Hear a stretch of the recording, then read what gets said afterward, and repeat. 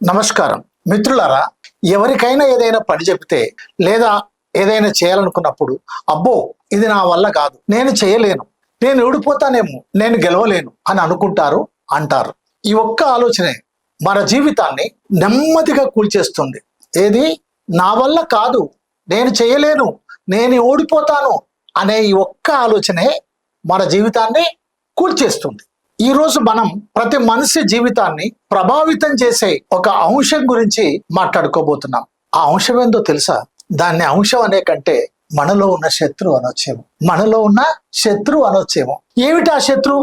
ఏమిటి అంశం అంటే నెగటివ్ థింకింగ్. నెగటివ్ థింకింగ్, ప్రతికూల ఆలోచనలు. ఇది మనలో ఉండేటువంటి శత్రువు. ఇది మనల్ని ఓడించే శత్రువు. ఇది నా వల్ల కాదు అని చెప్పేటువంటి అంశం. నేను చేయలేను అని చెప్పేటువంటి అంశం. అయితే ఒక్క విషయాన్ని మనం గమనంలో ఉంచుకోవాలి. ఒక చిన్న గింజలో ఒక మహావృక్షం, మర్రి చెట్టు ఎలా ఉంటుంది? మర్రి చెట్టు మహావృక్షం అంటారు కదా, కానీ మర్రి విత్తనం ఎలా ఉంటుంది? అతి సూక్ష్మంగా, చాలా చిన్నగా ఉంటుంది. కానీ అంత చిన్న గింజలో శక్తివంతమైనటువంటి ఒక మహావృక్షం ఉంటుంది అనే విషయాన్ని మనం గుర్తుపెట్టుకోవాలి. ఆ విధంగానే ప్రతి మనిషిలో ఒక శక్తివంతమైనటువంటి ఆలోచన ఉంటుంది, ఆచరణ ఉంటుంది. కావలసిందల్లా అది నాలో ఉంది అని అతను గుర్తించాలి. అది నేను చేయగలను అని అతను భావించాలి. అది నా వల్ల అవుతుంది అతను భావించాలి. నేను ఓడిపోను అని అతను అనుకోవాలి. అప్పుడు అతనితో కాకపోయే సమస్య లేదు, అయి తీరుతుంది. మరి ఎందుకు చాలా మంది ఇలా అనుకుంటారు? పరీక్ష రాయబోయే విద్యార్థి ఏమనుకుంటాడంటే, ఈ పరీక్షలో నేను పాస్ అవుతానో లేనో, ఫెయిల్ అవుతానో అని అనుకుంటాడు. లేదా పాస్ మార్కులు వస్తే గొప్ప అనుకుంటాడు ఒక విద్యార్థి. ఒక పాట పాడబోయేటువంటి ఒక గాయని, ఒక నాట్యం చేయబోయేటువంటి ఒక నర్తకి, ఒక ఉద్యోగానికి పోయేటువంటి ఒక ఉద్యోగి భయంగా ఇంటర్వ్యూకి వెళ్తారు, ఆ ప్రదర్శనలు ఇస్తారు. ఆ భయం ఏమిటి? వాళ్ళకి తెలియనటువంటి ఒక ఇన్ఫీరియారిటీ కాంప్లెక్స్, వాళ్ళలో ఉండేటువంటి ఒక నెగటివ్ థింకింగ్, ఒక ప్రతికూల ప్రభావం వాళ్ళని అలాంటి ఆలోచనలకు గురి చేస్తుంది. కానీ నిజానికి అవి నిజాలు కావు. ఎందుకంటే అతను చేస్తే కదా తెలిసేది. అతను వ్యాపారం చేస్తే కదా నష్టపోతాడా లాభపడతాడా తెలిసేది. అతను ఉద్యోగానికి వెళితే కదా అతను ఉద్యోగం ఇంటర్వ్యూలో ఫెయిల్ అవుతాడా పాస్ అవుతాడా అని తెలిసేది. అతను పరీక్ష రాస్తే కదా ఆ పరీక్షలో పాస్ అవుతాడా ఫెయిల్ అవుతాడా అని తెలిసేది. అంతకంటే ముందు అతను ప్రిపేర్ అయి ఉండి ఆ పనులు చేస్తే తప్పనిసరి పాస్ అవుతాడు. కానీ అలా కాకుండా అనుకుంటే చెయ్యటం వేరు, అవుతానో కానో అని అనుకోవటం వేరు. రెండు వేరు. అందుకని మనసులో ఉండే అటువంటి దాన్ని చెయ్యబోయేటువంటి దానికి ఆపాదించుకొని నేను ఫెయిల్ అవుతానేమో, నేను విజయం సాధించలేనేమో అనుకోవటం అనేది నెగటివ్ థింకింగ్, ప్రతికూల ప్రభావం, ప్రతికూల ఆలోచనలు. ఈ ప్రతికూల ప్రభావం, ప్రతికూల ఆలోచనలు ఎందుకు వస్తాయి? ఏమిటి దానికి కారణం ఏమిటి అని మనం చూస్తే, గత వైఫల్యాలు. ఏంటి ఒక కారణం? గతంలో ఆయన పరీక్ష రాసినప్పుడు ఫెయిల్ అయ్యాడు. ఆయన ఆ స్పోర్ట్స్ లో పాల్గొన్నప్పుడు విజయం సాధించలే. ఆయన ఇంటర్వ్యూకి పోయినప్పుడు ఆ ఇంటర్వ్యూలో ఆయన సెలెక్ట్ కాలే.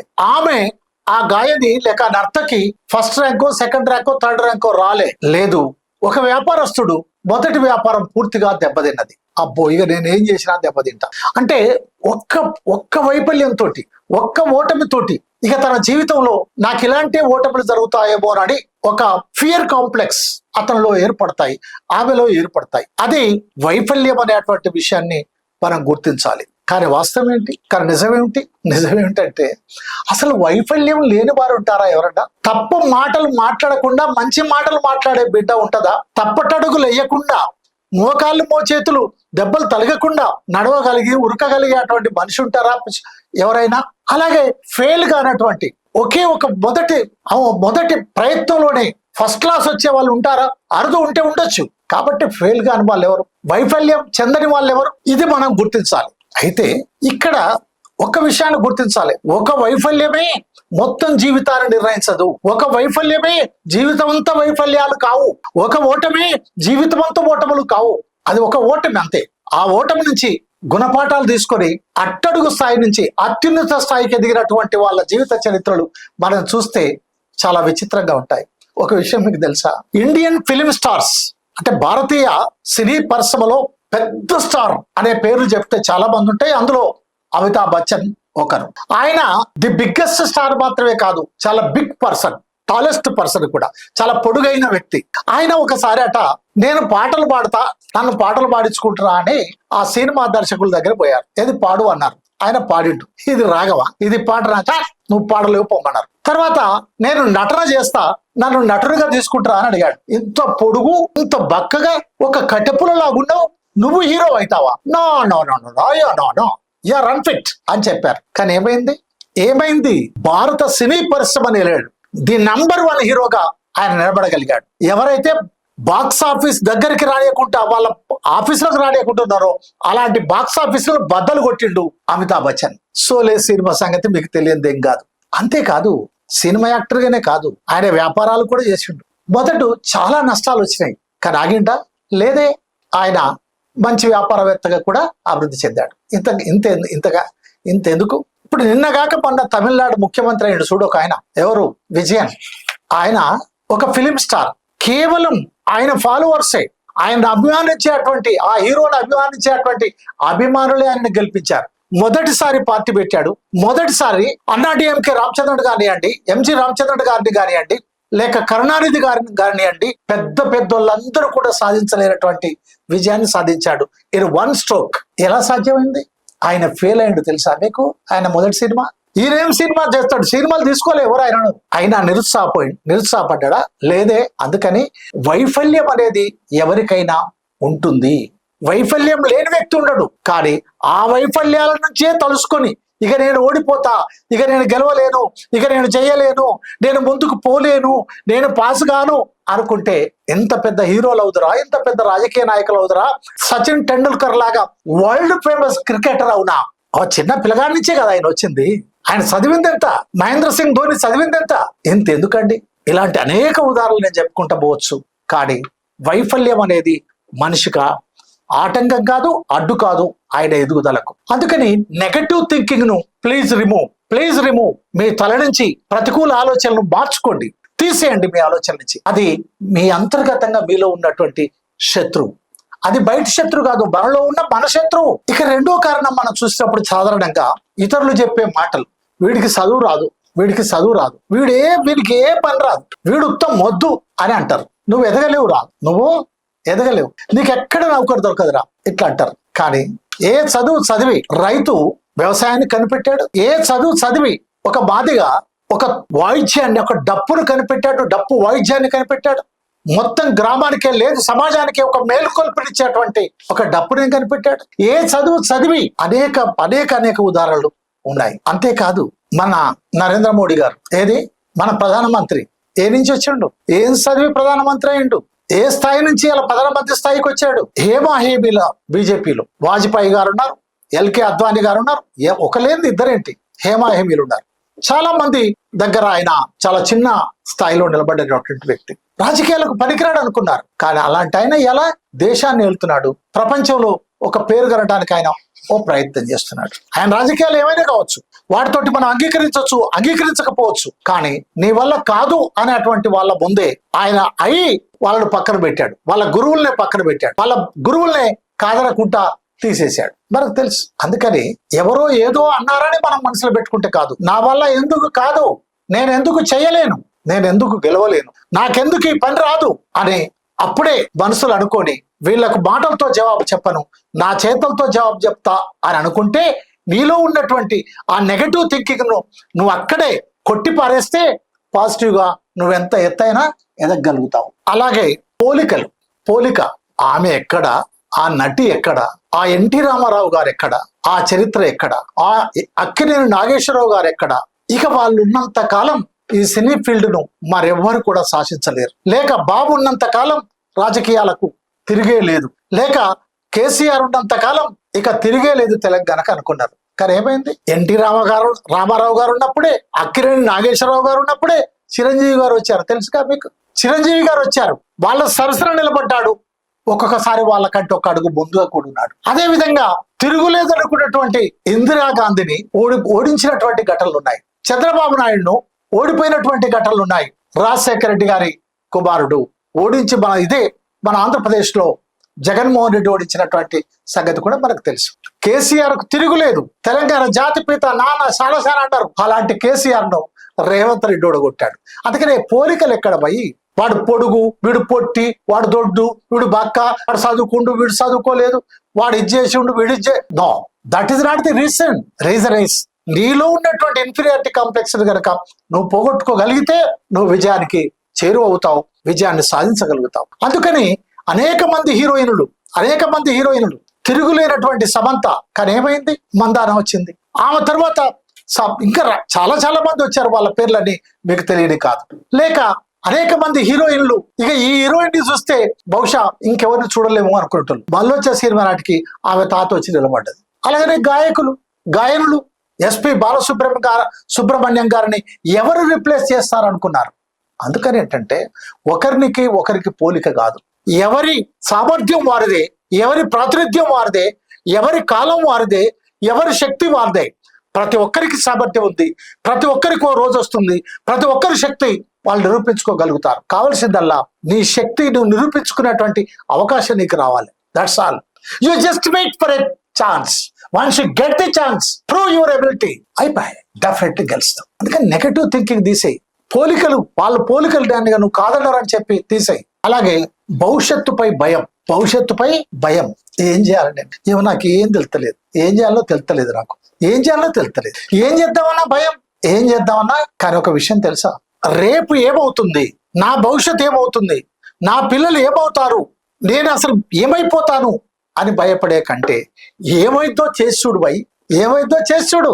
ఒక విషయం తెలుసా మీకు, ఏది ఈ పెట్రోల్ బంకులు ఉన్నాయి చూడు, ఏది పెట్రోల్ పోసేటి, ఇవాళ ప్రపంచ కుబేరులలో ఎవరు నెంబర్ 1, నెంబర్ 2, నెంబర్ 3 ఎవరు? వాళ్ళ తండ్రి పేరు ఏం పేరు? ధీరుభాయ్ అంబానీ. ఏం చేసిండు ఆయన తెలుసా? పెట్రోల్ బంకులో పెట్రోల్ పోస్ట్ ఆయన పెట్రోల్ బంకులో పనిచేసేటోడు. ఆ పెట్రోల్ బంకు కార్లు వచ్చేటి అట, కార్లు స్కూటర్లు వస్తాయి కదా పెట్రోల్ పోసుకోవటానికి. అబ్బా, ఈ కారు నేను కొంటే బాగుండు, ఇట్లాంటి కారు నాకుంటే బాగుండు, ఇట్లాంటి స్కూటర్ నాకుంటే బాగుండు, ఇది నేను నడిపితే బాగుండు అని అనుకున్నాడు కాదు, అట్లాంటి కార్లకే అధిపతి అయిపోయిండు, అట్లాంటి కంపెనీలకే అధిపతి అయిపోయిండు. ముఖేష్ అంబానీ, అనిల్ అంబానీ వాళ్ళ కొడుకులే. అందుకని భవిష్యత్తుపై భయపడితే భవిష్యత్తు అగమ్యం ఎలా ఉంటుందో ఆయన అనుకుంటే, ఇక నేను ఈ పెట్రోల్ బంకులో పెట్రోల్ పోసుడే నా పని అని అనుకుంటే, ఈ చెప్పులు గుట్టుడే నా పని అని అనుకుంటే, ఈ కెమెరా తీసుడే నా పని అని అనుకుంటే, ఈ మాట్లాడుడే నా పని అని అనుకుంటే, ఈ కూలి పని చేసుడే నా పని అని అనుకుంటే ఎవడు ముందుకు పోవు? చేయనోడెవడు? ఎంతమంది ఐఏఎస్ ఐపీఎస్ ఆఫీసర్లు కూలి పని చేసి కింద నుంచి వచ్చినటువంటి ఉన్నారు. ఎంతమంది రాజకీయ నాయకులు అన్నం లేకుండా అడక్క తిని ప్రజాప్రతినిధులైనటువంటి వాళ్ళు ఉన్నారు. ఎంతో మంది నటీనటులు ఉన్నారు, పారిశ్రామికవేత్తలు ఉన్నారు, రాజకీయ నాయకులు ఉన్నారు, ఐఏఎస్ ఐపీఎస్ అధికారులు కూడా ఉన్నారు. So my dear, be confidence. మీపై మీరు విశ్వాసాన్ని పెంచుకోండి, విశ్వాసాన్ని ఉంచుకోండి, భవిష్యత్తు మీదే. అలాగే ఇక్కడ ఏమైతుంది, ఒకవేళ నెగటివ్ థింకింగ్ ఉంటే ఏమైతుంది? ప్రతికూల ఆలోచనలు ఒక వ్యక్తికి ఉన్నాయనుకో, ఏమైంది? ముందు ఆయన ఒక ఆత్మన్యూనతా భావానికి గురవుతాడు, తనను తాను తగ్గించుకొని చూసుకుంటాడు, ఎప్పుడు తనను తక్కువగా ఫీల్ అవుతూ ఉంటాడు, ఇన్ఫీరియారిటీ కాంప్లెక్స్ కు గురవుతుంటాడు. ఒకటి. తర్వాత ఆయనకు వచ్చే అవకాశాలను కోల్పోతాడు, అది నేను చేయలేనులే, ఇది కాదులే అని అన్ని కూడా పంపించేస్తూ ఉంటాడు. తర్వాత ఆయన మానసిక ప్రశాంతతను కోల్పోతాడు, మానసికంగా కూడా ప్రశాంతతగా ఉండడు, ఆయన సరిగా నిద్ర కూడా పట్టదు. ఏంద్రా ఎట్లా ఉన్నావు అని అంటారు అందరూ ఆయనను చూసి, ఆమెను చూసి. అట్లుంటది పరిస్థితి. ఎప్పుడు ఏదో పోగొట్టుకొని లేకుంటాడు, ఎప్పుడు ఏదో ముఖం కిందికి వేసుకొని ఒక ఏదో నష్టపోయినటువంటి వాళ్ళ లెక్క ఉంటాడు. అలాగే సంబంధాలు దెబ్బతింటాయి, స్నేహితులతోటి కానీ, కుటుంబ సభ్యులతోటి కానీ, బంధువులతోటి కానీ, తోటి ఉద్యోగులతోటి కానీ, ఎవరితోటి కలిసిమెలిసి ఉండడు, ఫ్రీగా ఉండడు, ఓపెన్ గా ఉంటాడు, ఫ్రాంక్ గా ఉంటాడు, తన ఐసోలేట్ గా ఉంటాడు. తిన్నా పన్నా చదివినా ఉన్నా ఒంటరిగా ఒకటే ఉంటది. ఒకవేళ ఇలాంటి ఆలోచనలే గనక ఈ విధంగా ఉండటం వల్ల అత్యంత ప్రమాదకరమైనటువంటి విషయం ఏంటంటే, ఆ మనిషి తనను తానే నమ్మనటువంటి పరిస్థితి ఏర్పడుతుంది. ఒకవేళ ఇలాంటి నెగటివ్ థింకింగే గనక, ఇలాంటి ప్రతికూల ఆలోచనలే గనక డాక్టర్ బాబాసాహెబ్ అంబేద్కర్ గారికి ఉంటే, ప్రపంచ మేధావి అవునా, నన్ను ముట్టుకోరాదు, నిన్ను అంటుకోరాదు అని ఆ పంతులు ఆ బడి నుంచి బయట పంపించినప్పుడు, అందరినీ లోపల కూర్చోబెట్టి ఆయన కింద కిటికవతలో కూర్చోబెట్టినప్పుడు, ఆత్మ న్యూనతకు గురై అతను కుమిలి ఏడ్చి ఒక వెళ్ళిపోయి ఉంటే ప్రపంచ మేధావి అవునా? మిమ్మల్ని అంటుకోం అని అంటరాని వారిగా చేసినప్పుడు అసలు కులం ఎందుకు పుట్టిందో, ఎలా పోతుందో, కుల నిర్మూలన ఎలా సాధ్యమో 1916లోనే కొలంబా యూనివర్సిటీలో ఒక పరిశోధన పత్రాన్ని అందించేవాడా. బ్రాహ్మణుల స్నేహితులతో కలిసి ఊరేగింపుకు పోయినప్పుడు, నువ్వు శూద్రుడివి, మా ఊరేగింపులు రావద్దని బ్రాహ్మణులు నెట్టేసినప్పుడు కింద పడ్డటువంటి మహాత్మా జ్యోతిరావు పూలే ఈ విధంగానే భావించి ఉంటే నెగటివ్ థింకింగే ఉంటే, ఆత్మన్యూనతకు గురై ఉంటే, ప్రతికూల ఆలోచనలు ఉంటే ఇంతేనా అని వెనక్కెళ్ళిపోవు. కానీ ఏం చేశాడు? సామాజిక న్యాయం కోసం ఉద్యమించాడు.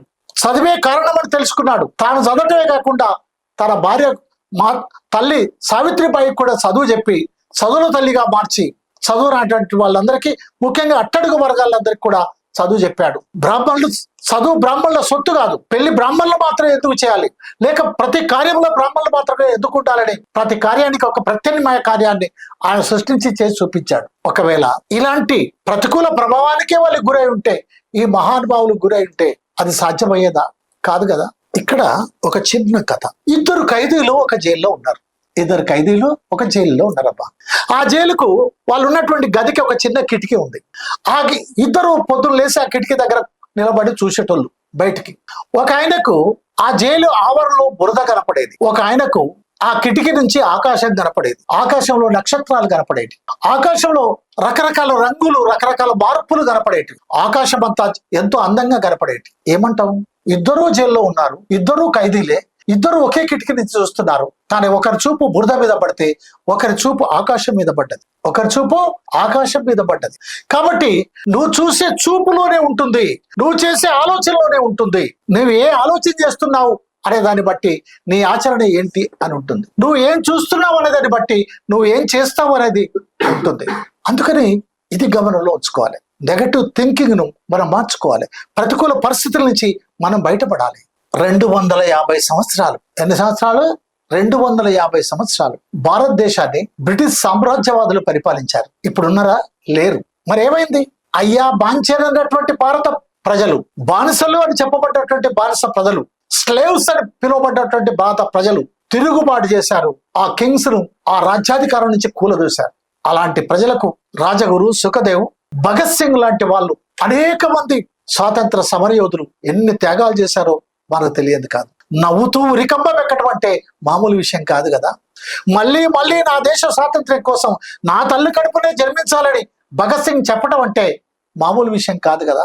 నెగటివ్ థింకింగే వాళ్ళలో ఉంటే, ఆత్మ న్యూనతకు వాళ్ళు గురై ఉంటే, ఇది మేము చేయలేము, మాకు సాధ్యం కాదు అని వాళ్ళు అనుకొని ఉంటే, మన దేశానికి స్వాతంత్ర్యం వచ్చినా మనం ఈ విధంగా ఉండే వాళ్ళమా?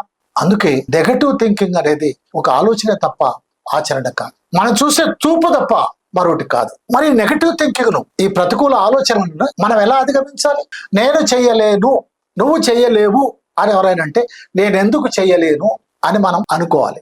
నువ్వు చెయ్యలేవు అని ఎవరైనా అంటే నేను ఎందుకు చెయ్యలేను అని అనుకోవాలి. నువ్వు పాస్ కావు అంటే నేను పాస్ కానా, ఎలా పాస్ అయి చూపిస్తానో అని ప్రతిజ్ఞ చేసుకోవాలి. నువ్వు ఈ ఇంటర్వ్యూలో నువ్వు సెలెక్ట్ కావు అంటే, అవునా, మీరు నేను మనుషులమే కదా, ఒకటే చదివాం కదా, ఒక్క ఉద్యోగానికే వచ్చాం కదా, మీకున్న తలకాయ నాకు ఎదుర్కొంటదు, కాబట్టి నేను ఎందుకు సెలెక్ట్ కాను అని ఆ ఇంటర్వ్యూ మెంబర్స్ అడిగేటువంటి ప్రతి ప్రశ్నకు జవాబు చెప్పాలనేటువంటి ఒక దృఢ సంకల్పాన్ని కనుక నువ్వు కలిగి ఉంటే తప్పనిసరి ఆ ఉద్యోగాన్ని నువ్వు సాధించగలుగుతావు. అందుకని ఏం చేయాలి?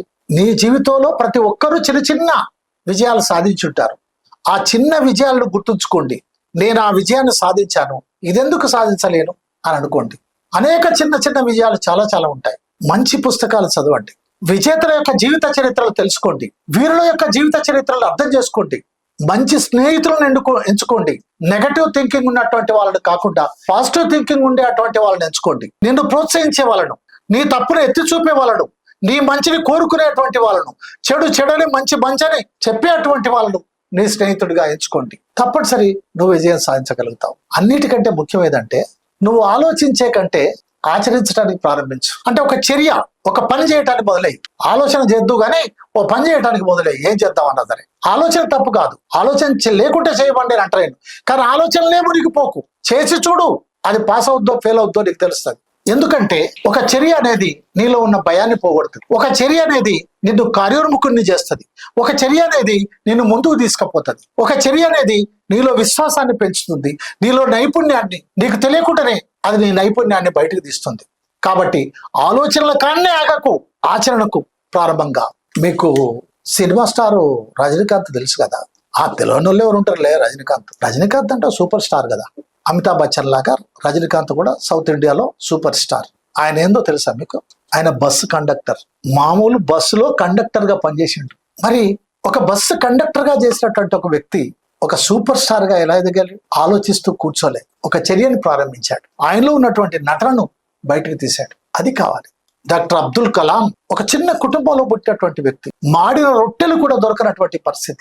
అలాంటి వ్యక్తి ప్రపంచ శాస్త్రవేత్తల్లో ఒక ప్రముఖమైనటువంటి వ్యక్తిగా ఉన్నాడు.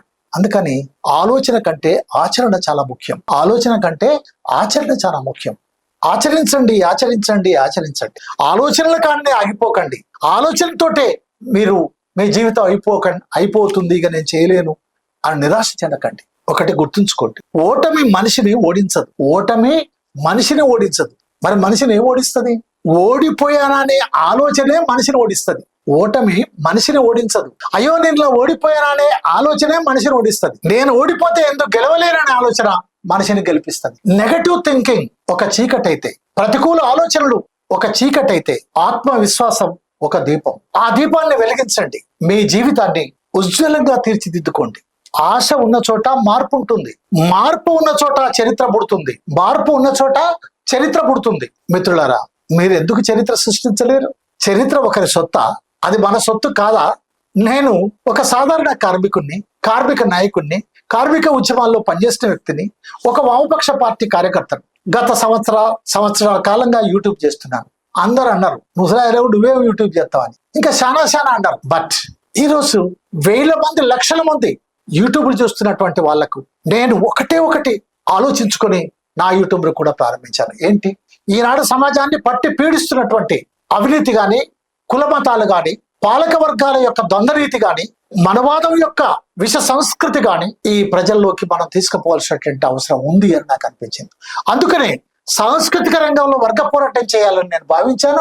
అందుకనే యూట్యూబ్ ఛానల్ ప్రారంభించాను. 1000లో ఒక్కరు చూసినా సరే, ఆ ఒక్కరికి అర్థమైనా సరే, అతను ఇది నిజమని అనుకున్నా సరే, that's all. That's my victory. అది నా విజయం. నేనేం వ్యాపారం చేయట్లే, నేనేం పేరు ప్రఖ్యాతుల కోసం ఈ పని చేయట్లే. నేను వచ్చినటువంటి సామాజిక పరిస్థితుల నుంచి, నేను వచ్చినటువంటి అట్టడుగు వర్గాల ప్రజల యొక్క స్థితిగతుల నుంచి, అందుకు కారణాలు ఏంటో చెప్పి ఆ మార్పుకు ఎలా చేయాలో చెప్పి దారి చూపించేటువంటి ప్రయత్నంలో భాగంగా ఇది చేస్తున్నాను. అందుకని మిత్రులారా, చూస్తూనే ఉండండి బొజ్జ భిక్షమయ్య యూట్యూబ్ ఛానల్. సబ్స్క్రైబ్ చేయండి, షేర్ చేయండి, లైక్ చేయండి.